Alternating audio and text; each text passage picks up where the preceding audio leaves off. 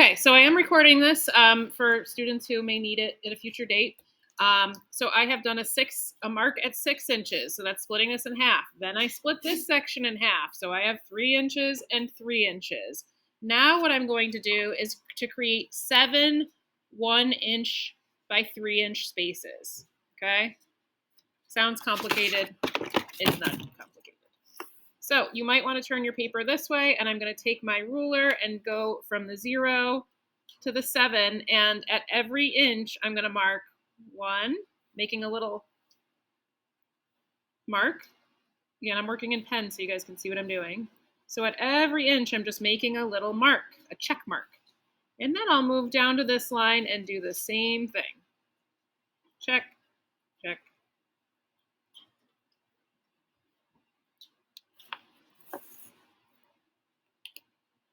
Then I'm going to connect them. Don't worry if they're not perfect. I mean, as long as they're relatively close. If it's a little askew, it's okay. Like if you have more than 7, that's a problem. But if you have 7 and they might be a little bit crooked or off, that's okay. Okay. Yeah, like mine's definitely not perfect over here. It's okay. Just an exercise. And then what I'm going to do on this side is I'm going to draw out 2 circles. Just hand drawing them. If you prefer, you can trace one of the templates, but again, not looking for perfection here, just looking for a nice circle. Okay. The last thing that you're going to do is go back and look at your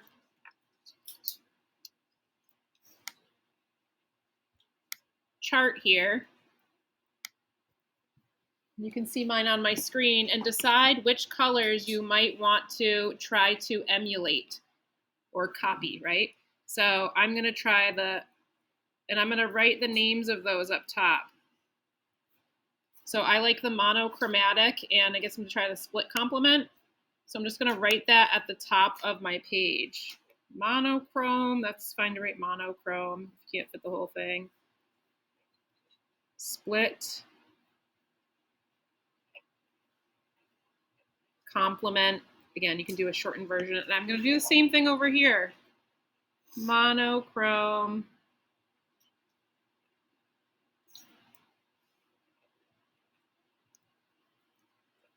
Split.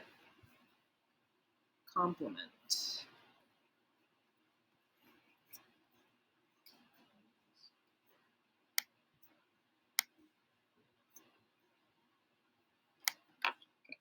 So I'm going to start with my street color, my blue. Again, I'm not adding any water to this paint. It has got plenty of water in it already. It's meant to be opaque. If your paint seems a little watery, you could try mixing it, with your brush in the paint tub. You don't have to fill every little section of this rectangle, but try to fill most of it. And leave a little gap, that's okay. Then I am going to wash my brush and dry it off because I don't want to be bringing all this extra water into my paint. And I also don't want to pollute my paint.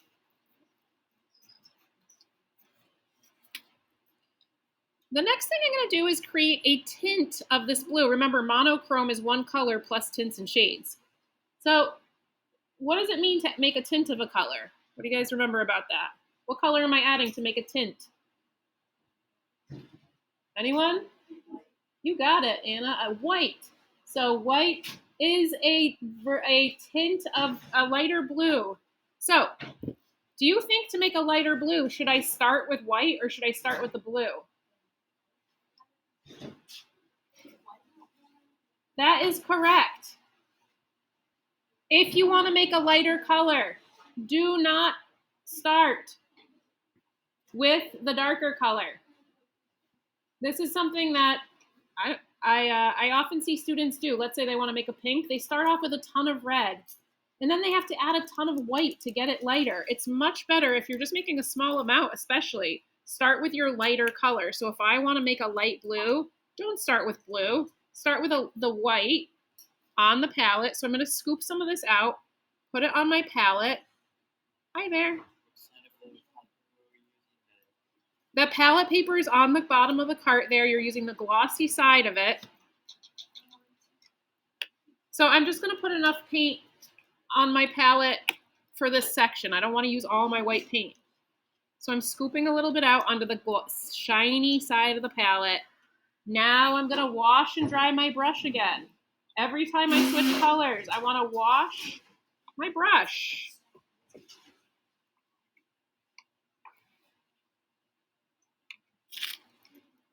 Right? I'm going to wash my brush out. And now, because I want to make a super light blue, I'm just going to take a tiny bit of my blue. Right? And then I'm going to go back and forth. I'm not scrubbing the paint. I'm using brush strokes back and forth to really mix that up good. And I'm getting this like pretty periwinkle color. And if I want a little more, I could take another brush too. I have two brushes here. This is a super light blue. I can also take and pour a little tiny bit out on my paper here too, so that I don't have to worry about, so I can take a little bit from that pile and add more if I want to. So I don't have to keep dipping my brush into my blue. So you want to try to keep your paint from getting contaminated. Okay, so I made a very, very light blue. It's well mixed, and now I'm going to apply that to the page.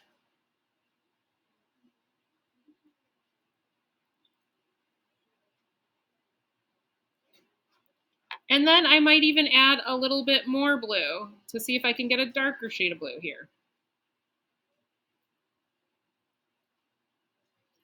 I can also, what if I wanted to tone this blue? What if I wanted to make it look more of a grayish blue or a softer blue? What would be a color I could add to it?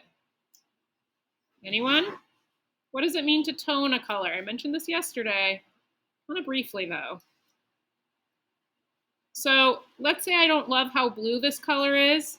I could tone it down by adding a tiny bit of black or the complement.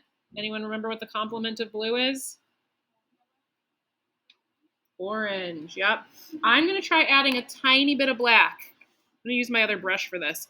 You got to be really careful because black can be very overpowering, and this is very light. So I'm just going to do the tiniest amount of black right in there. And then I'm going to go back and forth and mix in my black. So I'm toning down this blue. It's giving me a more muted, bless you, kind of blue.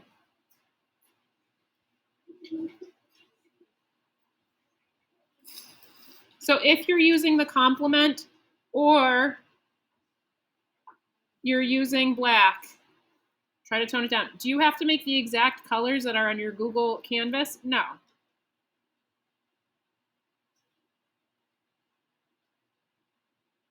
But try to look at it as a helpful reference. Like, yes, I used a bunch of different blues. I used some lighter blues and some darker blues. Okay, so I've showed lighter blue. I've showed a regular blue. Now I'm going to try to darken up my blue.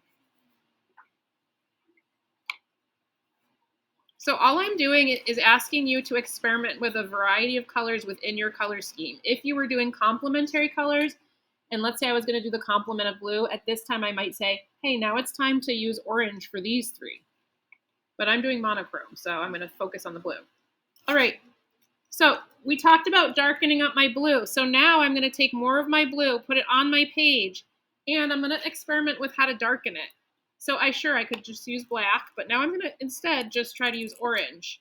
And between, whenever I'm changing my colors, I am washing my brush out and drying it. And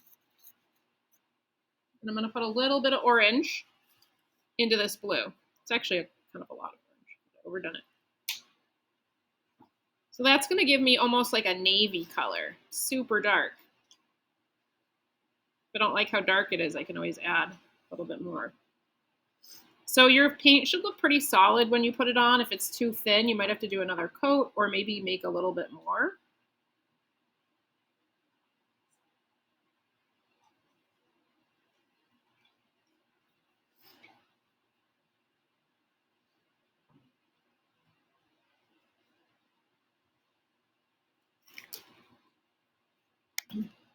All right, so Once you finish this section, I want you to go on to your other color scheme. It should not be the same color scheme. So I shouldn't be doing 2 different monochrome color schemes. You should choose an entirely different one. And then once you finish that, hold off. I'm going to show you the wet and wet technique using tempera paint in just a moment. Okay.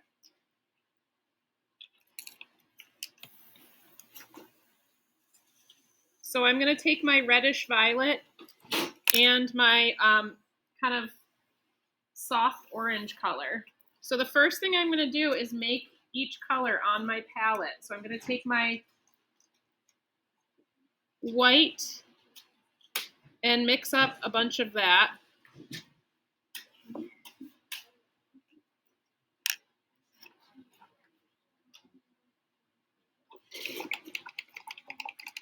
Make sure again when you are switching colors that you are washing your brushes. And then I'm going to throw, this brush is falling apart. I'm going to throw some orange in here, a little bit more. So I'm making my, looks like a creamsicle color to me. So I'm making my creamsicle colored orange here. And then I'm going to make a violet, which is like a reddish purple color.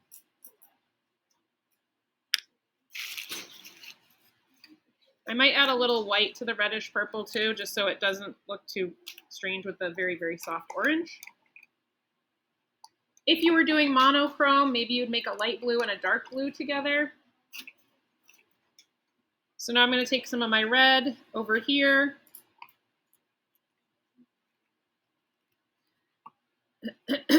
So remember, when you're darkening a color, you do not always have to use black. You can use its complement. Oh, that's too much purple. And then I'm going to mix some purple into my red. I'm noticing this red is like super thin. I don't know.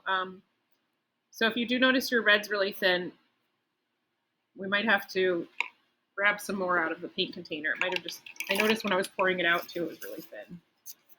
And then I'm going to add a little white. You don't want to use colors that are so drastically different that they are not going to blend well. At least I find that to be the situation. So I'm going to do a light pink and a light orange together. I don't know if I made enough. Okay, so now, so this is my split complement. Again, split complement was one color and the colors on either side of it.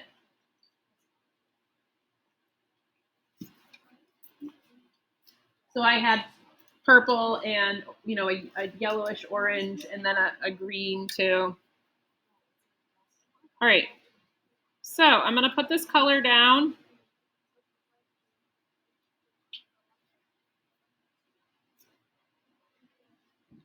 Oh, this is so thin.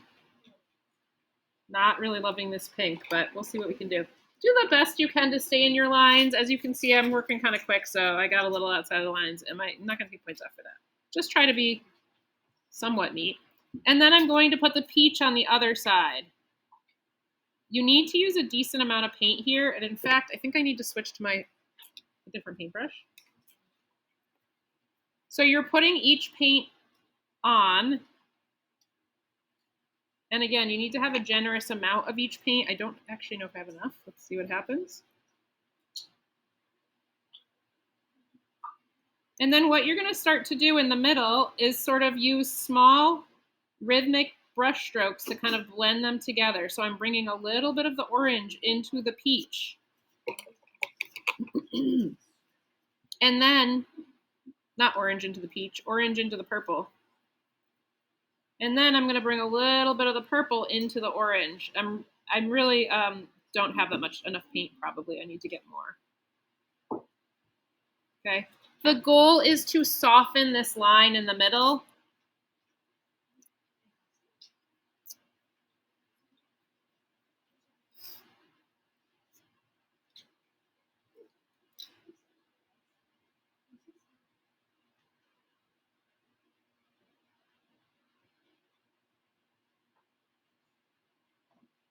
So all I'm doing is going back and forth with both paints and attempting to blend them together. I'm not loving how that's looking. I'm going to probably need to go over that. I didn't make enough paint, and something's up with this red. So this is, you can see I've got a pretty sharp line down here. Not ideal. A wet and wet is better. I'm going to try this again. So something like this, we're getting a little bit more of a soft blend. So back to the drawing board. Again, so I made the mistake of not making enough paint. So I'm going to try this with my monochromatic. I can do that a little bit more quickly. I think I'm trying to rush, and that's causing a problem here. So let's try the monochrome and see if I can be a little more successful, and then I can go back later and redo my split complement. That's the great thing about these paints is you can go right over them. All right, so now I'm going to be mindful of making a lot more paint this time. I'm going to take my dark blue, and I'm putting it on a lot heavier. I need paint to be able to blend it. If I don't use enough paint, I'm not going to be able to blend. That's what happened to me last time. And now I'm going to take a lighter blue. I'm going to take some of the paint that's already down here and blend it.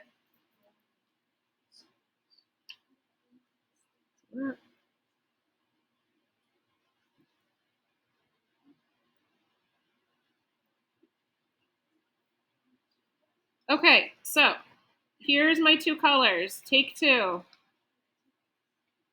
Again, sorry, I'm like rushing here, so that never goes well when you're trying to do something careful like painting. I gotta slow it down a little bit here. Now, clearly those colors are not blended, so here's what I'm gonna do. I'm gonna wash my brush and then take my brush and start to do my brush strokes. Very gently going back and forth between the two colors. Small brush strokes. And this, folks, is how you do the wet and wet. I'm not going to force you guys to do the wet and wet on the project. I will say it is a little challenging with the tempera paint.